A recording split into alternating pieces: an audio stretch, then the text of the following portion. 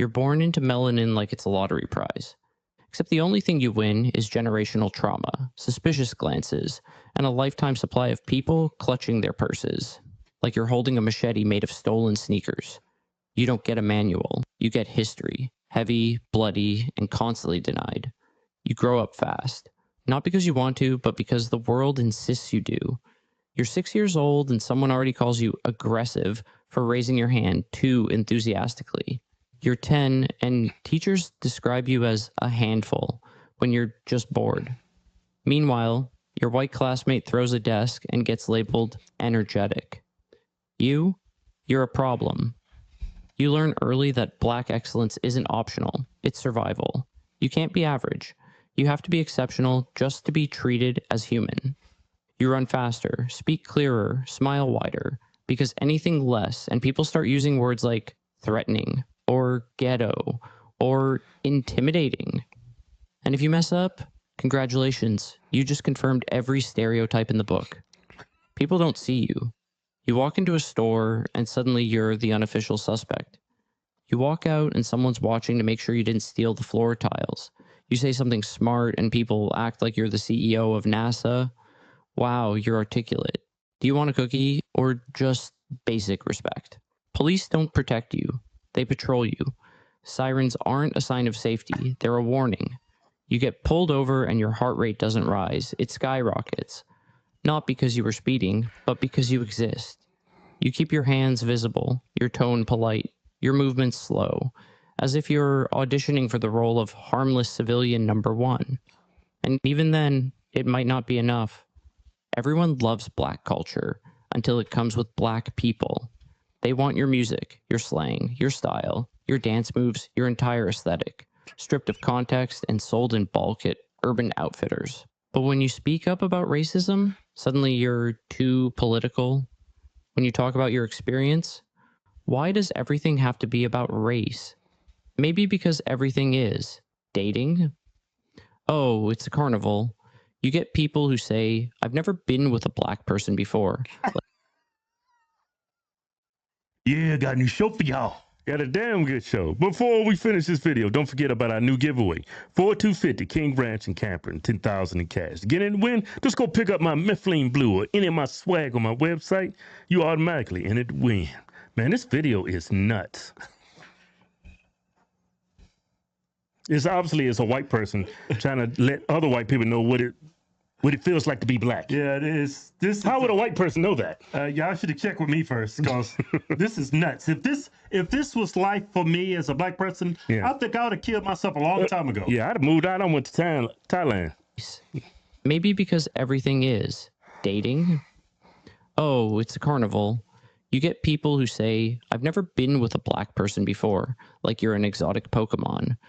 Others treat your existence like a fetish, or A white girl told me that. Yeah, plenty of white girls told me that. I said, hey, we got to change this.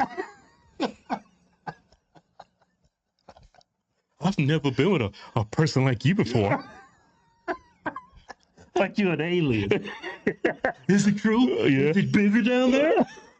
Well, tell you what, I'm going to show you. or an experiment. I just love your skin tone. You must be so athletic.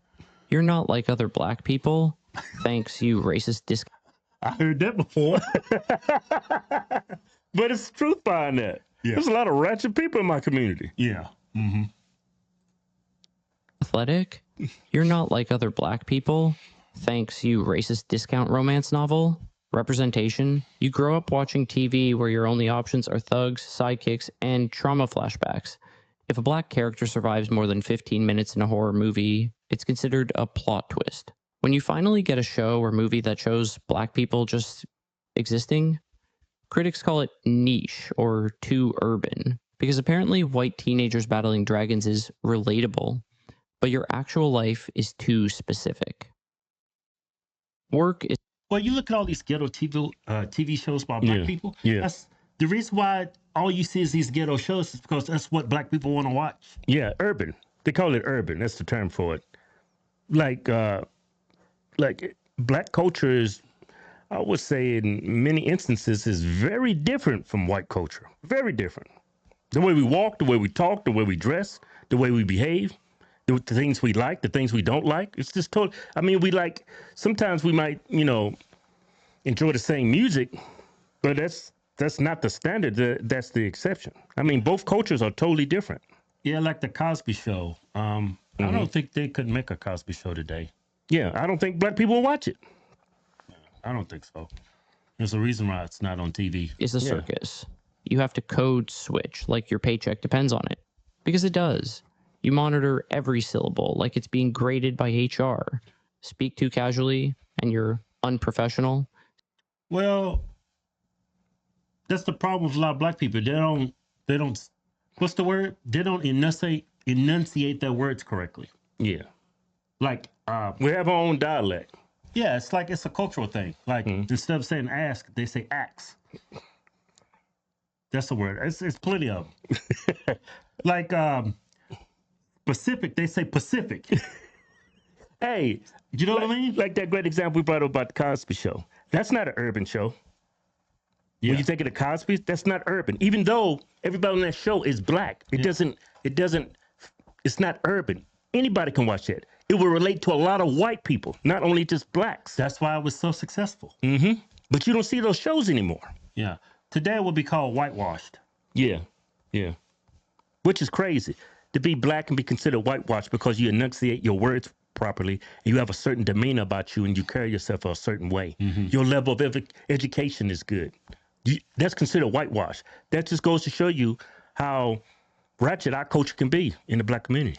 Speak too assertively and you're hostile. Wear your natural hair and suddenly it's distracting. You spend your life curating an acceptable version of yourself, like a museum exhibit with Wi-Fi. You're either not black enough or too black, depending on the audience. Like there's a correct dosage of your identity. Too polished, you're accused of selling out. Too raw, you're... Whose fault is that? Yeah. Who's accusing him of selling out? Who's doing that? Yeah, look at actors. You look at Denzel Washington. You don't consider him as a black actor. He's just an actor. The Rock Johnson. You don't consider him black. He's an actor. There's certain actors that well, he's a black actor. Yeah. Because he's very urban. His style is very urban. Yeah. I mean, they call Denzel Washington a black actor, but it's because of his skin tone. But yeah. But people don't see him as a black actor. He can play any role. Yeah. Idris Elba. Yeah, he's not an urban actor. When you even look at, he's a dark-skinned black male. But when I look at him, he doesn't even present himself as a regular black person. Yeah, he's British. Yeah, he comes off European. Yeah. You can't just be black. You have to be the right kind of black, as determined by people who still confuse. Whose fault is that? Whose fault is that? The right kind of black. Yeah. Everybody knows what the horrible kind of black is. Yeah, it brings black fatigue with it. Yeah. Confuse cornrows with a political statement. You mention racism and people respond like you've accused them personally. I don't see color, they say. Congrats on your visual impairment, Karen, but I do. The world certainly does. Job applications see it. Loan officers see it. Judges and juries and real estate agents and dating apps all definitely see it. Saying I don't see color doesn't make you woke. It makes you useless in a system built on seeing it. The education system gives you slavery in February, MLK in bullet points, and Rosa Parks as the lady who just wanted to sit. No mention of resistance, rage, or radicalism. Just sanitized history served with a side of lies. They skip over redlining, COINTELPRO, the prison pipeline, and every government program designed to ruin your neighborhood while blaming you for the debris. You don't even get clean air without a fight. Your neighborhood ends up next to landfills, power plants, or highways because zoning boards treat black lives like they're disposable. Wait a you minute. grow up breathing. So none of these things happen to white people? It's in poor areas, not just black. You live in a poor area, those people are going to be treated differently. Yeah. You live in a bad neighborhood, bad things will happen to you. Yeah, it's a class thing. Really. Toxins, drinking questionable water, and wondering why asthma runs in the family like a curse. And when you speak up, they call it complaining. But if this happened in a suburb, it'd be a national emergency. You're expected to forgive instantly, A celebrity says the N-word and suddenly everyone's wondering if you can let it go. A cop kneels on a man's neck for 9 minutes and you're told to stay calm and peaceful. Wasn't on his Protest neck. peacefully? It's a shoulder blade. You're not doing enough. Protest loudly? You're doing too much. Riot? See, this is why we can't take you seriously. You get labeled. Of course you can't take people seriously. Every time something goes wrong, you loot stores and burn stuff down? Yeah. Yeah. Whoever made this is a white progressive. Yeah. And he's probably low capacity. He has absolutely no critical thinking skills. And whoever made this, I guarantee you, he would not live in a black neighborhood. Exactly. Violent just for raising your voice. Meanwhile, white kids burn couches after football games, and it's called school spirit. Even joy gets policed. You laugh too loud, it's a problem. You dress too bright, it's hood. You celebrate your culture, and someone accuses you of reverse racism. You dance, and it's copied. You protest, and it's vilified. You win, and people ask if you had an unfair advantage. What? This happens to white people all the time. Who complains when a black person won and said they have an unfair advantage? I don't know. Like white people don't get mistreated when they protest, like the Canadian truckers. Man. I mean, this happens to everybody. It's just not to black people. You lose, and they say, well, at least you tried. There's no version of you that gets to exist without critique. Therapy? If you can find a therapist who gets you, keep them like they're made of gold. Most don't understand the weight you carry. They say things like, just don't think about race so much. That's like telling a fish not to think about water. They don't see how every part of your identity is politicized. They think your exhaustion is paranoia. They don't get that your trauma isn't a single event, it's a lifetime of micro-cuts. Even in death, you're dehumanized. A black victim's criminal record gets aired like a movie trailer. The media digs up your mugshot while your killer gets a high school graduation photo and a quote about loving dogs. Justice becomes a lottery you rarely win. And when you don't get it, people shrug like equality is a suggestion, not a requirement. And still, people say, it's better now. Better than what? Slavery? Segregation? Being counted as 3/5 of a person? Better doesn't mean good. Better doesn't mean just. You're not asking for perfection. You're asking for air, for safety, for the ability to exist without having to defend your humanity like it's on trial. You get told to be grateful. For what? For surviving? For enduring? You're told that racism is a thing of the past, while it's actively ruining your present. This is crazy. Yeah. I'm gonna go and You're finish told it. that not all white people are racist, as if that erases the system that benefits them anyway. You carry. Why is it like there's more people on financial, well, not financial aid, like food stamps and welfare? Yeah. White. It's white people. Yeah. Why is that? If it's so great to be white in this country, Yeah. why are they the biggest demographic on it? Why is male suicide up amongst white men? If it's so great to be white. Yeah. Joy like a rebellion. You laugh loudly because you've earned it. You build communities that thrive in spite of everything. But that doesn't mean it doesn't suck sometimes. It sucks to be seen as a threat when you're just trying to get home. Whose fault is that? They got a picture of him walking home with groceries and a white woman and a child is, oh, what is he doing out here with those groceries? Like, but whose fault is that? Yeah. I mean, people don't treat like Indians like that. You know, people from India, Yeah. Asian people. Why do you think we're treated this way? Yeah. Pattern recognition. Black fatigue. It sucks to have your skin judged before your words are heard.